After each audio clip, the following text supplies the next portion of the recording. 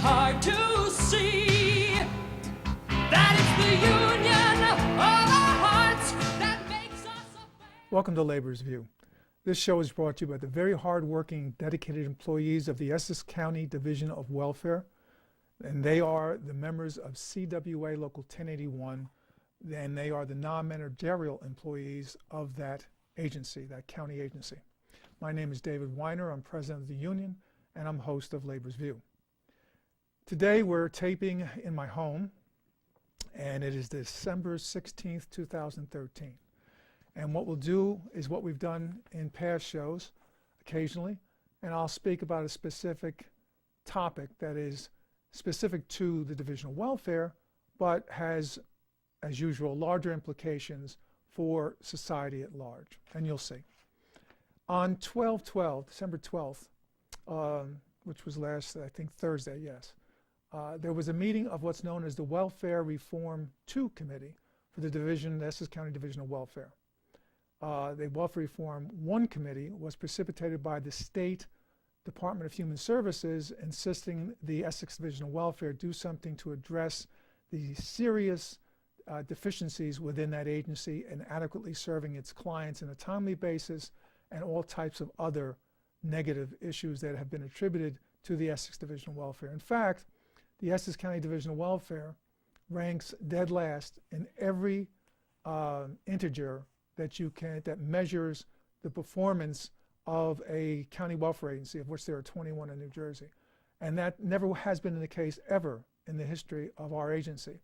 And I've been president for 33 years. Always some other county, whether it's Hudson or Camden, they were always lower and worse off than we. But the problem has been that we've been starved of staffing, and that is now coming home to roost. And I'll tell you now what I presented to this committee, Welfare Reform 2 Committee, at which there were some big shots, so to speak. The Essex County Administrator, Ralph Ciella, a state representative from food stamps, my director, Sharon Butler of Division of Welfare, our department director, and a bunch of other assorted, sundry luminaries, and I. So what I first started saying to them was that I noted that we requested through Open Public Records Act all the documents related to the amount of money that the administration, the county executive's office, and the freeholders' approval, that they have canceled in appropriations for our agency, meaning that each year, as with all the other divisions, departments of the county, a budget is struck in the beginning of the year. The county executive introduces it on 1/15, January 15th by law, and the freeholders eventually approve it, and it's voted upon and put into action and put into effect. And the staffing levels of each respective agency department are delineated within that budget. Well, they revealed to their documents that from, I believe, 2002 to 2012, the administration had canceled $16,861,505 in funding that was intended for staffing and benefits for the employees of the Essex County Division of Welfare. Our union's members, the supervisors' union's members, everybody, all the employees. That means that that much money had been appropriated, almost $17 million for 10 years, and it was canceled. It wasn't spent. Now, what happens? Well, we also did an OPRA request, Open Public Records Act request to the county on January 5th, 2012.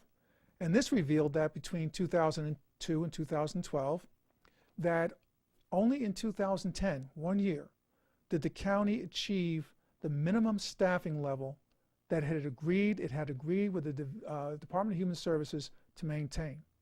Now, the way they did this was that in 1999 and in 2000, former county executive Jim Treffinger, had gotten former Governor Christy Whitman to loan the, strike that, they didn't get him loan. What they did was they got the governor to give them, I think, 8.6 and then 6 point something million, which added up each year, which added up to $15 million. Instead of spending that money on staffing and benefits, which is what dedicated for, which included federal funding, by the way. The governor allowed the county executive, the then county executive, to put it directly into the treasury, so he didn't have to raise taxes. As many of you know, that county executive, who I liked a great deal, I went to college with actually, although he didn't know it, nor did I at the time, he went to jail for other issues. So what happened then was, after Governor Whitman allowed the county executive to take, I said steal, this money, it wasn't for himself though, only politically, and put it in the treasury. Subsequently, the county struck a deal with the Department of Human Services. Now, before they did that, there was a meeting of the Fielder Board where I spoke in person, and it's on videotape, and it was reported in the Star Ledger on July 6, 2000. And I was complaining that they were taking money that was dedicated for staffing and benefits for the Division of Welfare and putting into general treasury, and I predicted that we would never see that money again. Well, Mr. Trevor, what I said was, quote, "It's a reverse Robin Hood stealing from the poor and giving to the rich and middle class to balance the budget for political reasons," quote unquote. That's the year 2000, almost 14 years ago, 13 years ago. Mr. Trevinger said, quote, "That won't happen. When the county can afford to, it will absorb the advances with its own revenue," unquote.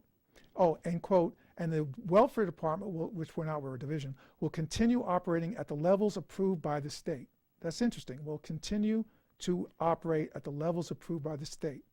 Now, ironically, within the same article, then Essex County Freeholder Board President Joseph DiVincenzo, the now county executive for the last 11 years, he was prophetically quoted as saying in the Star Ledger, quote, "I'm not against getting help from the state, but I do have a concern because maybe not this administration, but a future administration will have to pay it off." That was very ironic, because what happened is that the state and the county entered into these, what's known as a memorandum of understandings, one each year. So it's a memorandum of understanding. Short, it's called an MOU. And so that starting in 2000, which is the year of this Fielder Board meeting where I was quoted in the Star Ledger, and county executive and then Fielder Board President DiVincenzo, starting that year, the county and the state entered an MOU each year which said the state would loan the county $15 million, which really was making up for the money that the administration stole from our division. So we never really did get it back because we get loaned the same amount every year. It's like a Ponzi scheme. And what happens is the state mandates within that document, and we have all of them because we got them through the Open Public Records Act. Within that document, it states minimally, it says that the county will maintain a minimum staffing level. Basically, the number varied a little bit each year, but basically, lately it's been 821. Now, here's the problem with that. As I started to say, the county of Essex has not reached or exceeded that minimum staffing level in 12 to 13 years, except for 2010. All those other years, the county failed to fulfill its agreement with the state of New Jersey. Now, not having sufficient staffing, keep in mind, these MOUs, except for a little bit, like I said, they haven't changed the required staffing levels, which haven't been attained, except for 1 year. They haven't changed in 13 years. So that now the staffing needs we had in the year 2000 have radically changed, especially since 2008. Our agency's food stamp level has gone up 70 to 75% since the crash, so to speak, of 2008, the recession, the Great Recession. Our Medicaid cases have gone up similarly, but the number of employees has remained flat or fewer than has been required since the year 2000. So what does that mean? Well, it means that we're not adequately able to service the clients we have. It means that clients have to wait for food stamps longer than the 30 days minimum that we're supposed to take the application and process it. It means that clients have to wait for Medicaid. And when I say clients, people may go, oh, good for them because they're on welfare. No, we're talking about people from every walk of life, especially now in this economy. These are not just the poor These are the working poor. These are people from urban areas like Newark, East Orange, Irvington, Lower Montclair, Upper Montclair, but they're also now from Roseland and Livingston and Nutley and Belleville and Bloomfield, all the suburban or semi-suburban areas of the County of Essex. Our clients have always been there. People don't realize that. They've always been there. In fact, a little story, I grew up in Newark and in projects, and I never had lived in a house. So I hooked up with my friend Harry, and with whom I worked, and we decided we're going to go and rent a house or a floor together up in Caldwell. And that was my first foray into suburbia my whole life. So we got this first floor of this yellow, kind of not great house, but it's all right, two-family house on Roseland Avenue, heading towards Bloomfield Avenue as you go north. And one day we get some mail, and one day I opened the mail from the Division of Welfare, assuming it was for me because I've been president of the union for a few years then. And I opened it up, and it wasn't for me because I didn't look closely. It was for the woman upstairs because she was on welfare. So I'd moved all the way out from the city of Newark and Orange and all the environs where I lived, urban environs, to get to suburbia, and my upstairs neighbor is a recipient of welfare, showing that welfare clients have always been, I say clients, it just isn't just TANF, which is for women and children, or food stamps, or general assistance for single people. We've got Medicaid. We deal with the mentally deficient, physically deficient in boarding homes. We have AIDS programs. We have abused, domestic violence programs. We service a wide panoply of programs and people that most people don't realize. In fact, and the county executive has said this himself, as of recent as well, that between every 5 and 7, generally about 1 in every 5 residents of the County of Essex are clients of the Essex County Division of Welfare. Now, there are about 800,000 people, residents in the County of Essex, and 1 out of every 5 of them is a client of our agency. Now, I'm the Jethro of math, so I'm not going to try to figure that out, but you do it. It's not that hard, I guess, but it's a lot of people. So what does this mean on these MOUs? They become even more interesting, these memorandums of understanding. So, because what I did with my OPRA request, the Open Public Records Act, to get these MOUs, I sent a request to the Department of Human Services, to their OPRA custodian, and I sent one to the County of Essex to their OPRA custodian, because I wanted to see their respective copies of the Memorandum of Understandings, okay? Or Memoranda of Understandings. So what I discovered was that first, the state could only provide me, I think, 6 years of the 13 MOUs. I think I did a government relation council, it's called a GRC complaint, when you don't get the OPRA stuff you want. And the state said, okay, we'll go down into the archives in the basement. I think they came up with 2 more. The county, on the other hand, gave me, now keep in mind, each entity has their own signed copies of their, of the same agreement over the 13 years. The county only had 2 years. I think it was 2010, 2011, I'm not sure. So I did a GRC there, and all of a sudden they came up, I think, with maybe 2 more, maybe 3 more. So nobody really has copies of these MOUs in the tune of some $15 million per year, to which the county has not really been abiding for 12 of those 13 years. So when I compared the 2 respective MOUs, the state's copy and the county's copy, here's the county's copy, and this says Essex County agrees to receive $15 million in total advance payments predicated upon the county's performance of the items of this memorandum, which is another part. We haven't, as I said earlier, performed up to the minimum performance levels, which is why we're having these welfare reform committees, because we're supposed to find ways to structurally change, and I'll deal with that in a second, to change our processes so that we do better and we're in accordance with these MOUs, and we don't get fines and stuff by the state and or the feds, which has almost occurred. So not only did it give us the $15 million in advance, but they maintain that we have to have these minimum staffing levels, which we've only once attained in 13 years, and all these corrective actions. Well, this one, not dated, but is signed by Joe D., county executive, says $15 million. That's the same amount as all the other years.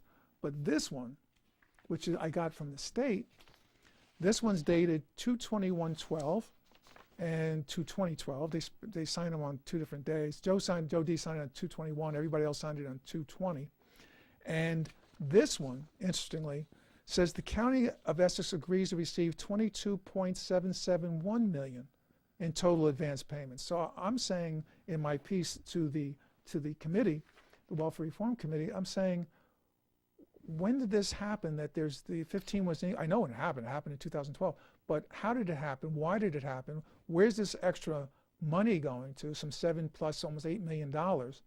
And how come the county executive signed an MOU for $15 million, and then all of a sudden a fully executed one was signed by everybody for $22.7 million?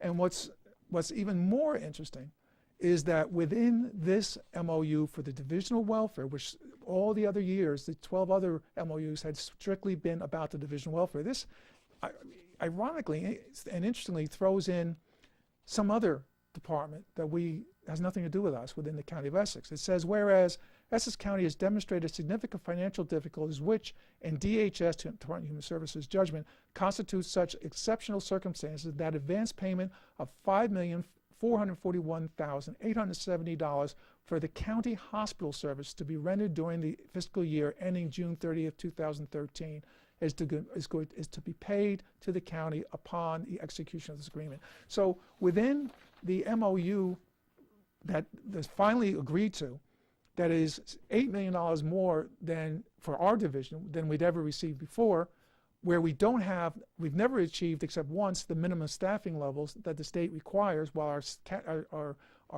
caseload has gone up 70 to 80% in 2 of our major programs and other programs as well.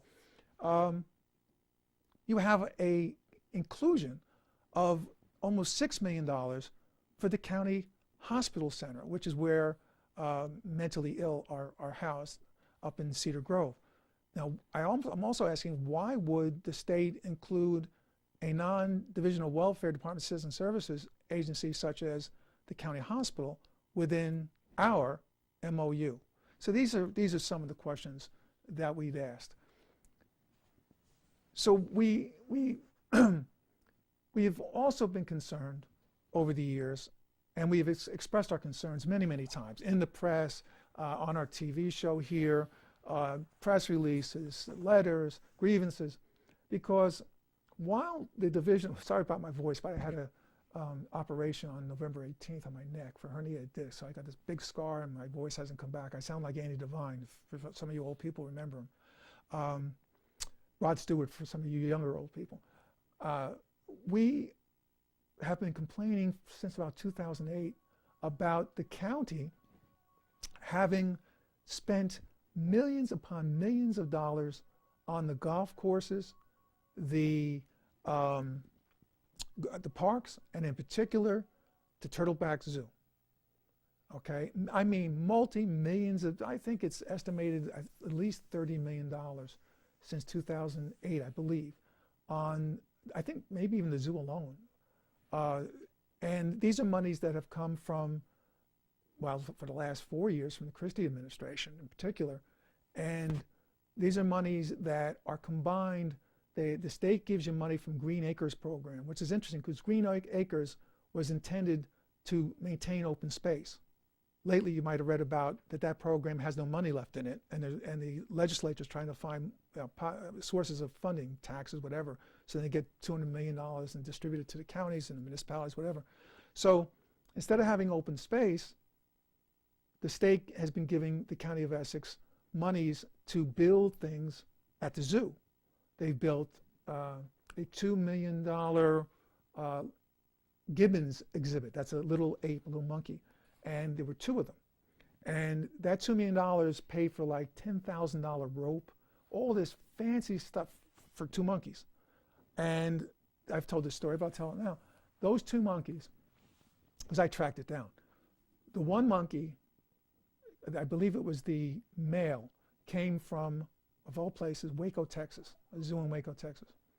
And free, but with the proviso that the county was to mate that monkey or ape, whatever it is, the Gibbon's ape, it's an ape, with the female, whom I think they got it from a zoo in Ohio.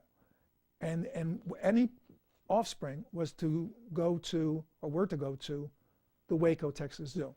Well, what the county did was they got a nice young male from Waco, but they got an octogenarian equivalent from Ohio.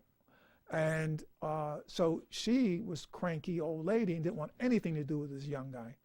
In fact, on opening day of their exhibit, the county had to build a ramp for her to walk up because she was too old to climb. And she would hide in her little house from him because she wanted nothing to do with this young guy. So they were in violation of the agreement with the zoo in Texas. And of course I wrote to them, but I never heard from them. So that's the kind of profligate spending. And the other part of the money that the county builds these zoo exhibits until recent has come from the county's own open space trust fund. And this is I think it's up to 1.5% percentage tax on every resident of the county of Essex. And again, it's intended for open space. But instead of open space, this administration has been building things into and onto in the parks and particularly in the zoo. So, and the signs, by the way, I talked about the signs.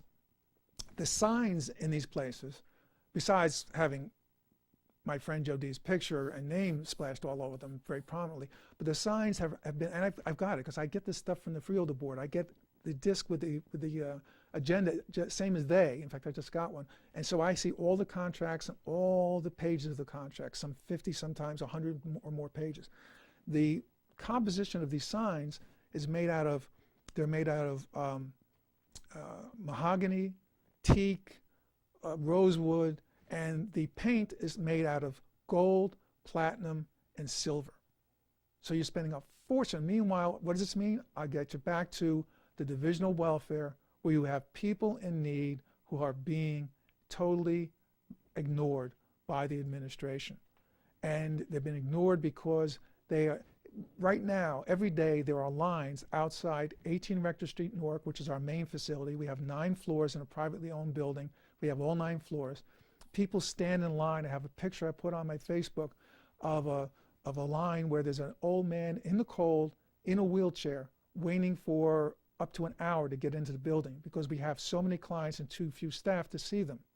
I also posted a picture of this past summer of a line outside 50 South Clinton Street, East Orange, which is a county-owned building. And that line stretched from the porch or whatever of the building all the way down about 2 blocks going towards Central Avenue. Those are hundreds and hundreds of people, women, children, the aged, the infirm, all waiting to get in to be seen because there aren't. In fact, that office generally closes down at 10 every morning, meaning that they don't allow any more people to come in. Anybody who's gotten there by 10, the food stamp office, that's it. That's all you're allowed to be seen. Anybody else has to go home and come back another day. So when we say welfare reform and we're talking about changing the processes, you cannot and we will not be able to. And I'm not a doomsayer. I call myself the Rodney King of labor. You know, I just want to get along. And I'm very constructive. I've been in this quote-unquote business of social services for the past 35 years, and I've been president of the union for the past 33. And I don't make a lot of money. I'm not complaining about it. I take care of my family, but I do it because I really care. It's not a business. It's a passion, both the union and social services. So when I see this kind of abuse of our members, which is my job to protect them, and the abuse and neglect of the clients they service, I can't countenance it. I never have, and I never will. And I'll make noises such as this and other stuff until this administration, the county, and the governor, whoever that may be in the future, the one now, although he's got his own problems with a bridge over in Lodi, until they start responding and their minions start responding and start providing us enough people and the right equipment. I'll give you another example. We moved part of that food stamp office I talked about was on the first floor of the county-owned building in East Orange. We moved the Newark and Irvington general assistant clients from that building to alleviate some of the overcrowding I talked about. They moved them to a brand new floor on the that 9-story building on several months ago. And when we got there, I mean, brand new, everything, nice, I'm glad, you know, brand new stalls and desks and everything. They didn't have a copy machine. They didn't have a fax machine. No one thought to have them as a confluence together at the same time. But that's indicative of the planning, the bureaucracy, and the lack of care and respect and understanding of social services. And I admit, social services is a very difficult thing to try. Poverty is a very difficult thing to try to get your arms around. It has historical context that goes back 400 years. It has sociological contexts that have variations on the theme that affect the school system, the youth house, the prisons. In fact, Essex County has consistently 1/3 of the entire state's negative sociological integers, meaning welfare, schools, a youth house, prisons, all of that. Meanwhile, the focus has been on what? Zoos, parks, and golf courses. So, in closing, I'll say to you, on behalf of the members of CWA Local 1081, we hope that you, the taxpayers, will understand that it's up to you as well to help us to help you to stop these type of abuses. Because when you complain about your taxes, justifiably so, in Essex County, I heard about West Orange and all the suburbs, and even Newark and everywhere else, when you complain about your taxes, this is the kind of abuse, the parks, the golf courses, the zoos, that's the kind of stuff that your money is being spent upon, and the sociological issues that could quell a lot of negative stuff going on in our society, where we could spend the money constructively and not just have a amusement park, that has been totally neglected. So on behalf of the members of CWA Local 1081, I thank you for joining us with our show Labor's View. I'm David Weiner, and I hope to see you for future shows. Good night. I have a voice. My union speaks for me. I can be sure that there